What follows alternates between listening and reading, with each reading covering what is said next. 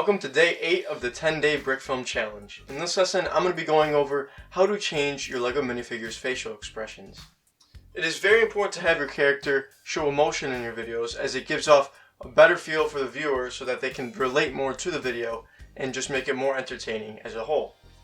There are many different ways to change your minifigure's facial expressions, but today in this lesson, we're just going to be focusing on the basics. Ever since I started brick filming, I began to collect different LEGO faces and heads to add more emotion to my characters. As you can see, these are my most frequently used LEGO heads to express emotions. Obviously, each face expresses a different emotion, so use them accordingly. The head I use the most is probably the scared LEGO head as shown on the screen right now. As I used to make a lot of comedy-based brick films, I realized that I use the screaming face the most. You can play around with different emotions as you'd like. Some brick filmers use different faces to make it look like a character is talking, but it's really up to your preferred brick filming style.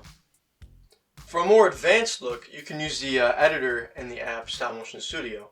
As discussed in lesson 6, there are a lot of different capabilities when it comes to adding faces to your characters. I would recommend using a blank LEGO head with no face while you animate, and then add the digital face to each individual frame afterwards.